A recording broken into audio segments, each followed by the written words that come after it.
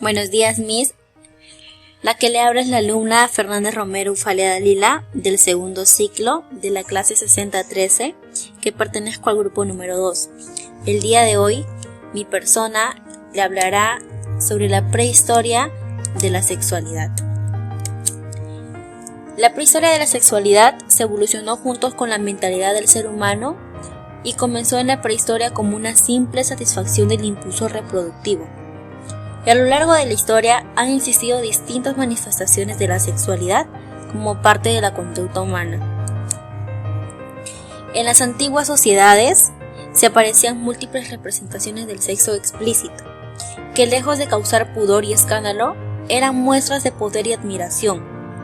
Y durante el Paleolítico nos encontrábamos con imágenes de penes y vulvas unidas frecuentemente a la fertilidad y a la procreación. La primera cópula representada fue la piedra de Ain Shakri, hallada en el desierto de Judea. Sabemos que en la prehistoria de la sexualidad giraba el entorno de la fecundidad y la reproducción. Del mismo modo, algunas pinturas rupestres podrían ser muestras de arte erótico con el que se exaltaba la fertilidad de la mujer y la fertilidad varón. También en esos tiempos se realizaban rituales para las relaciones sexuales, no habían restricciones ni limitaciones para el coito. También existían objetos como que nos enseñaban señales de cómo era la vida sexual en la prehistoria. Encontraban pinturas rupestres de danzas fálicas, vulvas y penes grabadas en piedras, arte erótico, encontraban estatuas genitales. Muchas gracias, esa ha sido mi presentación sobre la prehistoria de la sexualidad. Buenos días, profesora, soy Geraldine Varela y voy a explicar acerca de la sexualidad en la antigua Grecia. Debemos empezar diciendo que los griegos eran como los latinos, pues procuraban exaltar el erotismo, resaltar que la libertad sexual estaba permitida. Ellos buscaban desarrollar una sexualidad plena y, por eso, ya enseñaban a los niños el desempeño de la sexualidad. La sexualidad de los griegos estaba reflejada en su mitología llena de relatos sexuales, y esto explicaba por qué los dioses de la mitología griega eran sus ejemplos. Y a lo largo de este video veremos que los griegos seguían su estilo de vida al practicar la prostitución, homosexualidad, pederastía e incesto. Primero hablaremos de la virginidad. Este debe ser un tema muy contradictorio, ya que dijimos que los griegos eran libres de expresarse sexualmente. Sin embargo, esto solo ocurría por parte de los hombres, ya que a las mujeres se les consideraba repudiadas por no conservar esa virtud y castidad, por lo que ya no podían seguir el ejemplo de Artemisa, la diosa de la castidad, lo que nos hace pensar que esta era una sociedad que tenía una mentalidad machista y jerárquica. La prostitución. Aunque se apreciaba la castidad en las mujeres, existían mujeres que se dedicaban a la prostitución, pues era muy normal en la sociedad que en las celebraciones y fiestas se trajeran mujeres para que puedan prestar servicios sexuales. Incluso se consideraba una actividad económica de primer grado y era permitido por la ley. Esto se dio aproximadamente en los años 890 a.C., con Solón y la creación de los burdeles.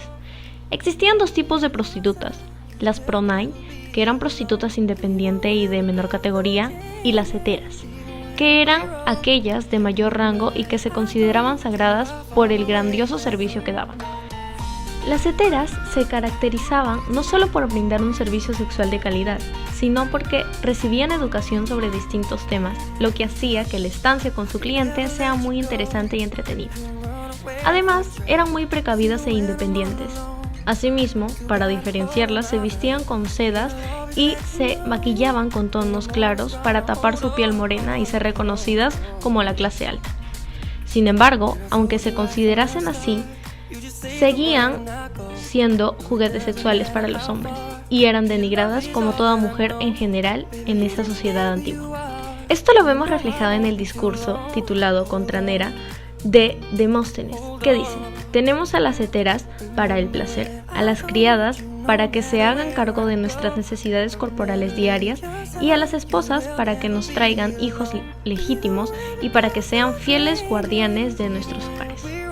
Claramente es un comentario machista y de complejo superior. Ahora, existía la prostitución masculina, pero era en menor grado y era más aceptado a diferencia de la prostitución femenina. Sin embargo, solo el púber hombre menor de 13 años lo podía realizar, ya que cuando les empezaba a crecer vellosidad en el cuerpo, los hombres lo consideraban repugnante al realizar el acto sexual. La homosexualidad era un tema muy reconocido en la antigua Grecia, y lo hemos visto mucho en los libros de mitología griega y cuentos antiguos, como en el cuento de la Ilíada, que da a entender que Aquiles y Patroclo tenían un amor escondido. Era muy normal el amor y deseo entre hombres. Sin embargo, la mayoría de casos que se han registrado a lo largo de la historia lo marca la pederastía, pues se practicaba entre adolescentes de 15 años y adultos mayores de 30. Gracias. Hola, ¿qué tal? Hoy hablaremos de la cultura egipcia en la historia de la sexualidad. En el antiguo Egipto, la sexualidad era vista de manera igualitaria y algo muy familiar. La sociedad egipcia no tenía tabúes sexuales y además, debido a la climatología del país, su ropa era ligera, lo que provocaba ver el cuerpo desnudo de sus habitantes. Esta sexualidad que tenían los egipcios era muy abierta. Sin embargo, la sociedad egipcia, que vivía de forma naturista, llevaba a cabo una cultura considerada actualmente un poco alborotada. El matrimonio en Egipcia eran prácticas habituales, donde se solían casar muy jóvenes, ellas con 14 años y los varones con 16. Esto era debido a que la esperanza de vida era muy baja, sobre todo en las mujeres.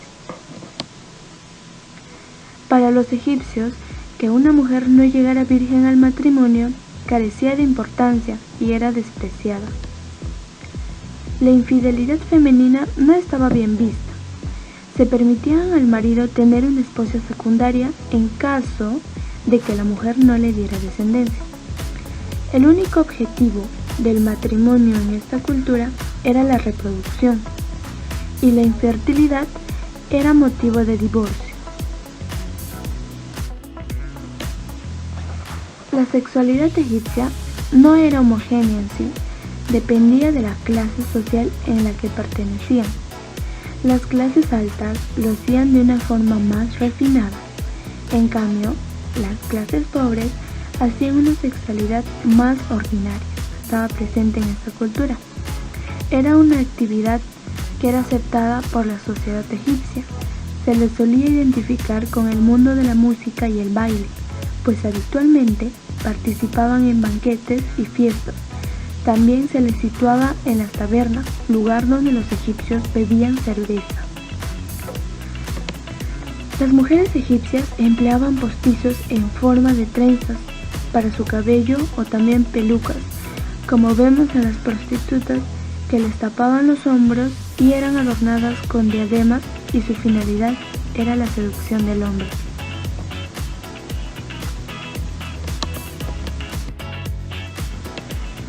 También, en la cultura egipcia, el incesto estaba permitido, y la forma más común del incesto en esta sociedad era el matrimonio entre hermanos. Como vemos, la sexualidad en el mundo egipcio estaba al orden del día, y con un liberalismo mucho más abierto que el del actual. Muchas gracias. Muy buenas noches. Yo les hablaré sobre la sexualidad en el siglo XXI. Como se dice, la sexualidad en el siglo XXI, pues es la sexualidad humana en uno de los principales determinantes de la salud y el bienestar de las personas. La educación, o más probablemente su falta, influye decisivamente en cómo se manifiesta esa capacidad a lo largo de la vida. La prevención de problemas sexuales a través de la educación sexual es fundamental y constituye uno de los principales medios para atajarlos. Si hablamos que hoy en día en el siglo XXI llevamos una sexualidad plena, pues no es cierto, porque todas las sociedades humanas han controlado y ritualizado la sexualidad. También observamos lo difícil y complejo que resulta el diálogo personal, ya que una prohibición consciente o inconsciente actúa limitando o evitando la discusión científica o académica al abordar los contenidos relacionados con la sexualidad. Hoy en día, en pleno siglo XXI, si hablamos sobre sexualidad, nos vamos a dar cuenta que muchos jóvenes, adolescentes y adultos aún tienen ese tabú sobre el porqué de conocer su cuerpo. Son muy pocos. Piensan que es algo que, wow, se pueden llenar de horror. Y no es así. Si nosotros vivimos una sexualidad plena, conocemos muy bien de qué manera nos podemos cuidar, hacer el uso de los métodos anticonceptivos, así vamos a poder prevenir los embarazos no deseados y sobre todo muertes maternas en adolescentes, porque eso es lo que se da hoy en día. Un adolescente que no sabe o no vive su sexualidad plena, al momento en que sale embarazada, pues la primera salida que le dan es un aborto. Y simplemente porque en casa no le hablaron, o tal vez fue un tabú el poder hablar sobre esto.